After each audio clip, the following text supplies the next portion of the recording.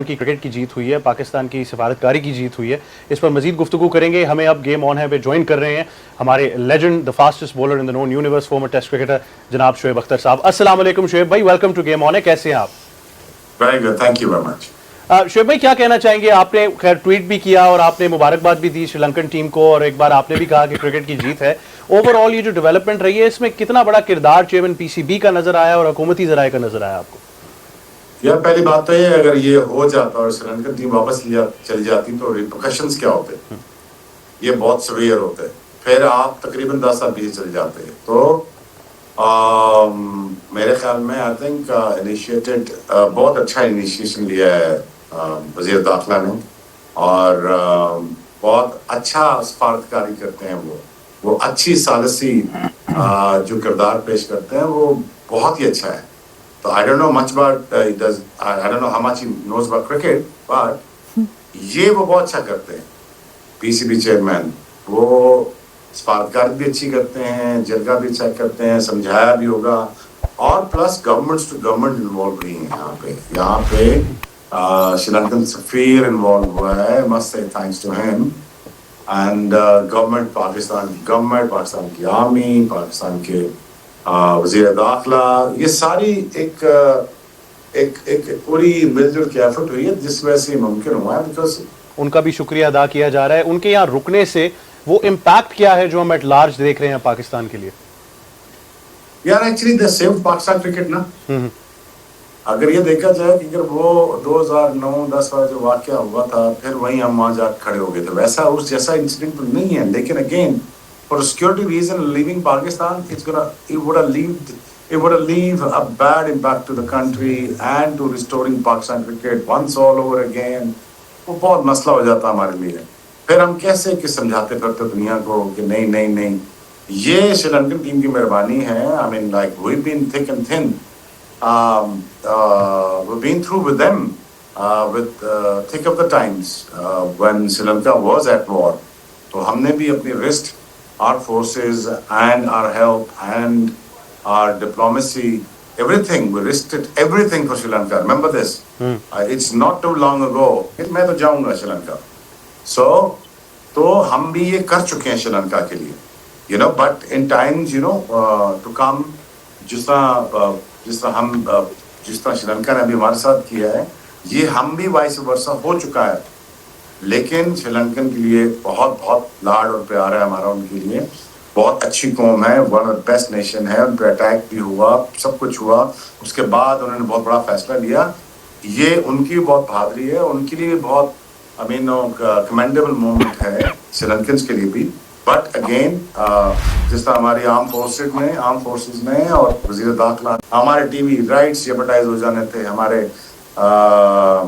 हमारे सीरीज फिर हम कैसे रिस्टोर करते, किसका कैसे समझाते, यू नो, एक लंबा एक प्रोसेस में पड़ जाते तो वो बड़ा मुश्किल होता हमारे लिए। But again I think it was very very very timely decision by PCB chairman Mohsin Naqvi. Hats off to you, well done.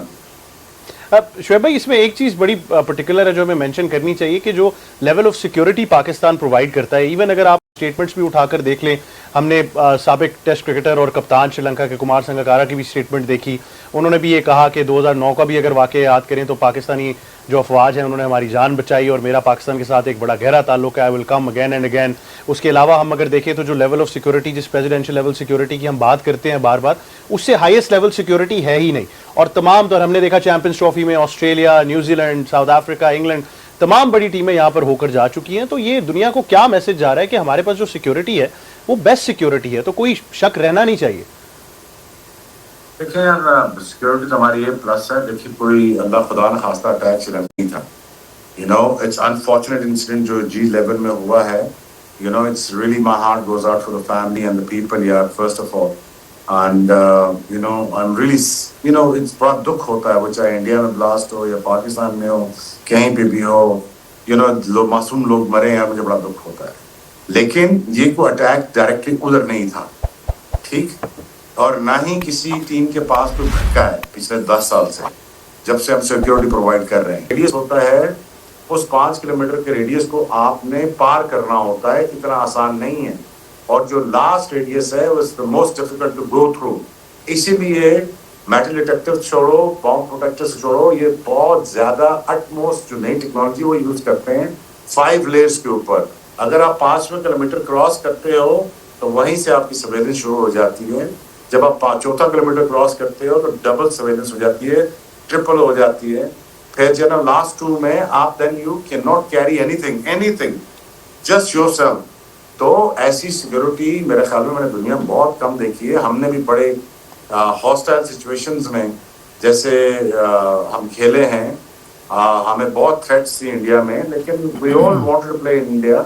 Pitch खोद दी गई, मारने की धमकियां दी गई, बट यू नो अब हम इंडिया में जाके खेले और बहुत मजा आया हमें। और लेकिन अगेन यू नो 1-2 इंसिडेंट से ये नहीं कहा जा सकता कि हिंदुस्तान सेफ नहीं या पाकिस्तान सेफ नहीं, बट ये डायरेक्टली कोई टीम पे अटैक नहीं था, ये एक्ट ऑफ टेररिज्म था। Absolutely, no doubt about that. और आई थिंक हम बार बार यही बात करते हैं कि पाकिस्तान जो लेवल ऑफ सिक्योरिटी दे रहा है इट्स अनप्रेसिडेंटेड। पूरी दुनिया में इस लेवल की सिक्योरिटी की मिसाल नहीं मिलती। बासित भाई, cricket diplomacy is a very important subject. जब से chairman Pakistan cricket board elect होकर आए तब से बहुत सारे मामला चलते रहे, उसमें चाहे आईसीसी के साथ बात करना हो, पाकिस्तान के चैंपियंस ट्रॉफी के राइट सिक्योर करना हो, फिर वो जब प्रेसिडेंट एसीसी बने तो वहाँ पर पाकिस्तान का मौक़िफ़ था, एशिया का इनफैक्ट मौक़िफ़ था जो पूरा आईसीसी के सामने रखना था। और अब फिर ये वाक़या हम देखते हैं कि यहाँ पर जो डिप्लोमेसी उनकी काम आई, तो how instrumental has he been as the chairman PCB? देखिए, इंटरनेशनली तो स्टैंड भी लेते हैं। ये डिप्लोमेसी की आपने बात की, अब यहाँ पे टेस्ट था वो भी मतलब डिप्लोमेसी भी उन्होंने की।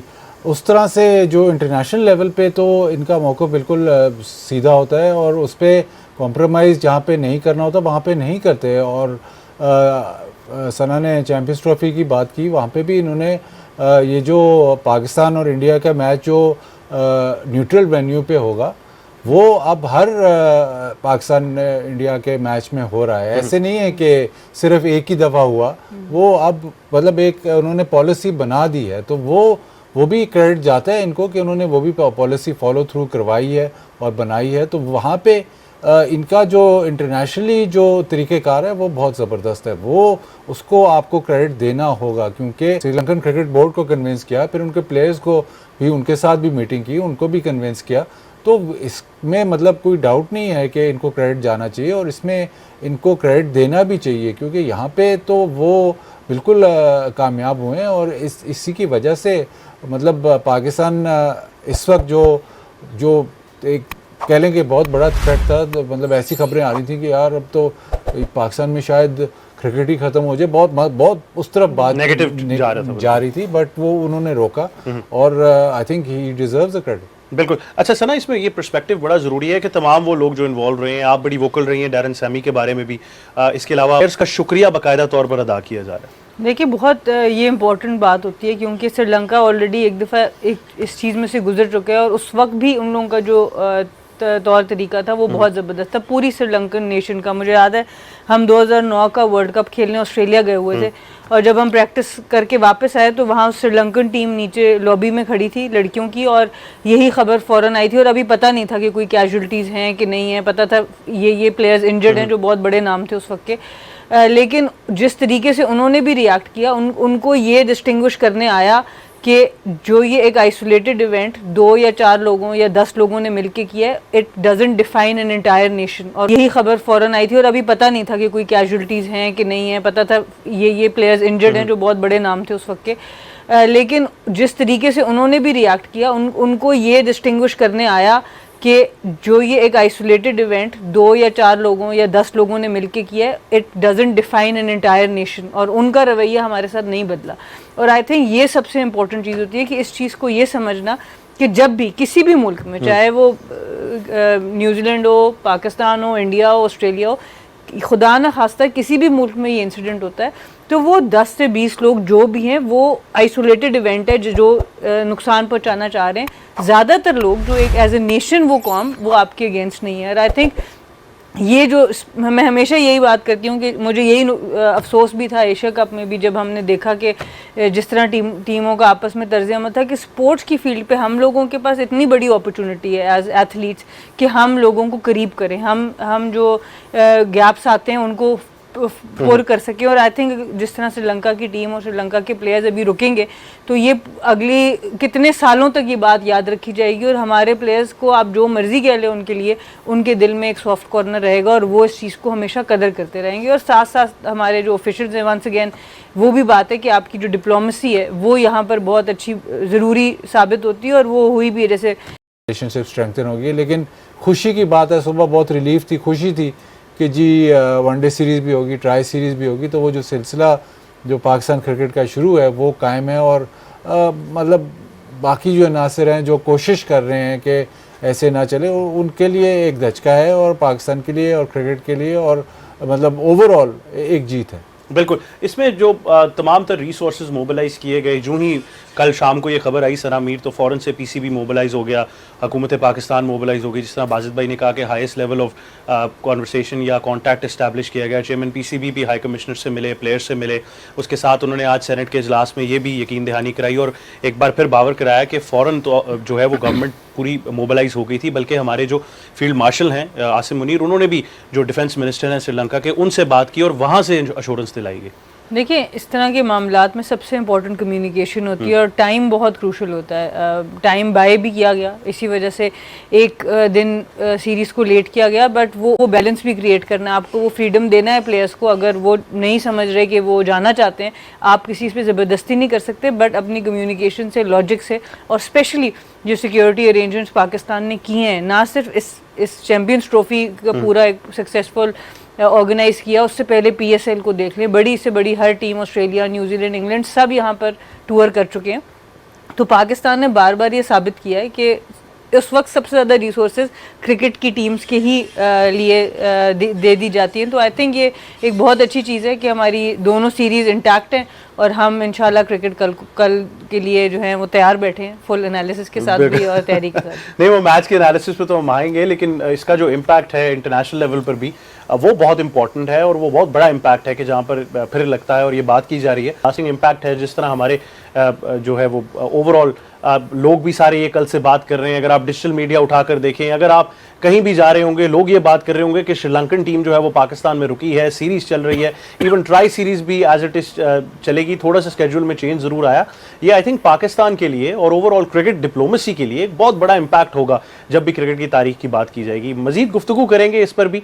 फैंस का भी एक पर्सपेक्टिव है जो आपके साथ लाजमी डिस्कस करना है, क्योंकि पिंडी का क्राउड है, और साथ साथ पहले वनडे को भी थोड़ा सा एनालाइज करेंगे और फिर दूसरे में क्या हिकमत अमली होनी चाहिए, ये सब और बहुत कुछ। लेकिन एक छोटे से वक्फे के बाद देखते रहिए गेम ऑन है।